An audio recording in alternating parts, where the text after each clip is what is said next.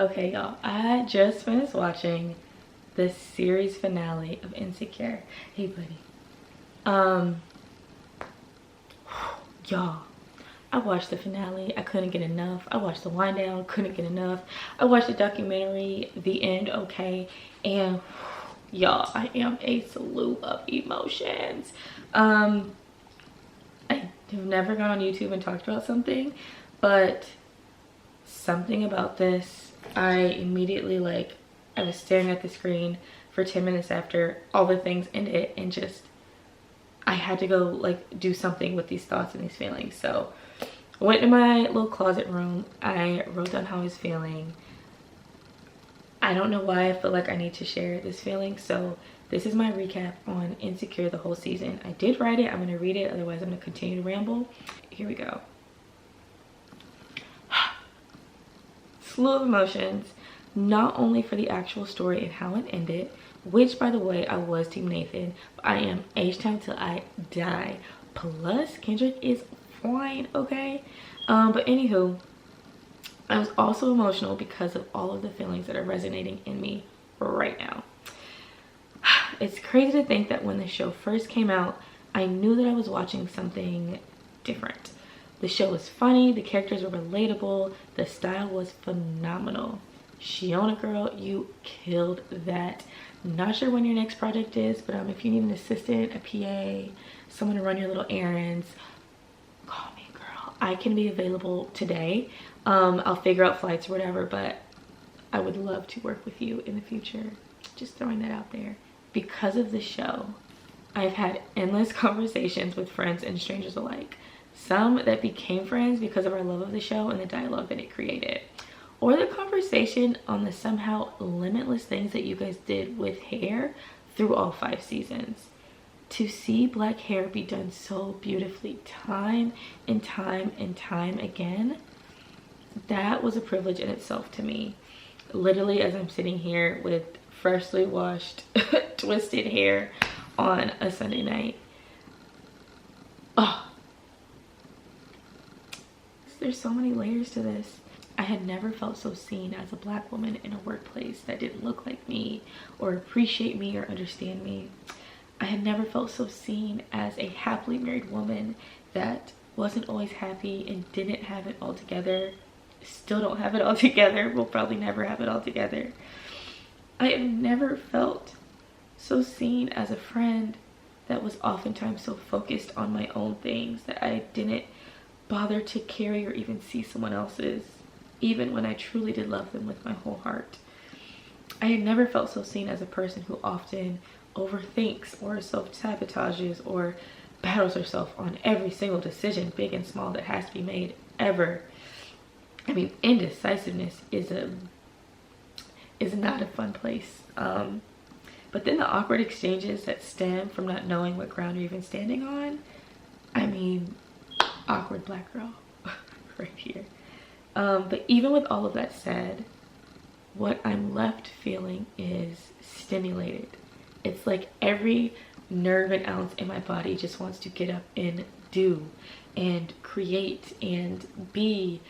And that has nothing to do with the plot or the characters, though they were all amazing. But it has everything to do with Issa and this platform that she built. I love that she didn't know what she was doing in the beginning, didn't know where it would go, what it would be, but that she went anyways. I have to point out here how important it is that she started. I have been here since Awkward Black Girl. That's where my journey with Issa started, but it just makes me think that like HBO didn't come and say, hey, Issa, you have all these great ideas in your head. Let's figure out how to make them work. The world does not work that way. She had already produced something. She had already worked on things. And I don't know if it was the wind down or the documentary version.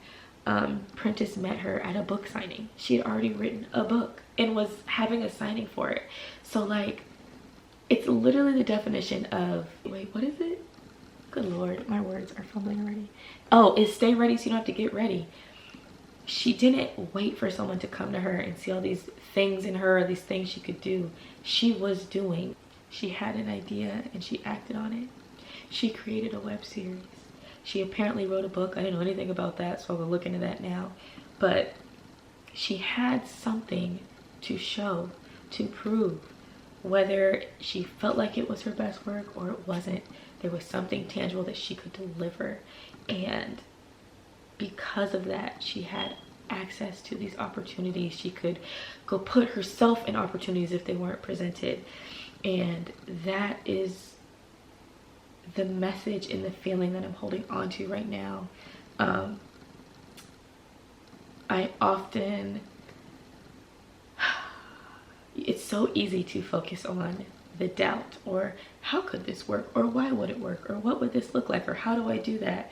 And it becomes so overwhelming that for me personally, I just stop and I get stuck and I never move. And then the next idea comes and I get so excited and amped about it. Then all these feelings get wrapped around it of negativity and doubt and how and why, and it stops. And if you allow that to continue to stop, you will never get anywhere. My husband always tells me you have to get comfortable being uncomfortable, and I didn't understand what that meant for so long, and I now understand it, and I'm now trying to apply it. But Issa,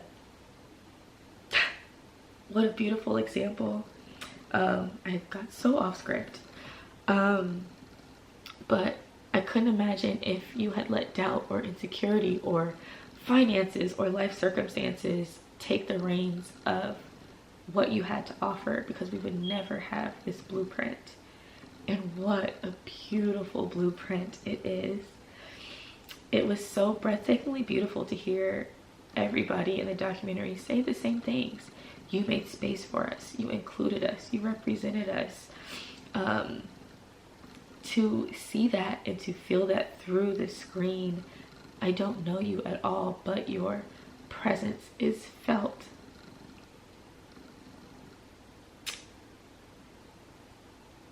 It was also cool to see that. It was also cool to see that it's possible to run the show. Why am I crying?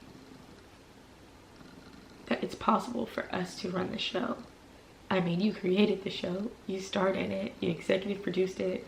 There's no telling the slew of hats that you wore that we never saw or will never understand. But I am blown away. I feel like everyone has an untouchable celebrity-esque person that they look up to and admire. The LeBron James, the Beyonce, and you, Issa, are on that board for me personally in my life. I am inspired. I am sad that it's over, but I'm happy that it was here. I'm happy that it is here. This is definitely a classic, and everyone involved deserves all the flowers. Yvonne, Ellis, Kendrick, Natasha, Amanda, Shiona girl, Prentice. I mean, it was an honor to watch. Thank you for the journey. Thank you for the ride. I will be rewatching many times. And I know I was Team Kendrick, but I liked what you did with Lawerence. I liked the whole full circle life moment. That was sweet to see. But yeah, I will continue to ramble if I don't get off the phone. So anywho, Insecure, everybody involved, thank you. This is Sashel King with Highly Flavored, signing out. About to go figure out what my next move is and where I go from here.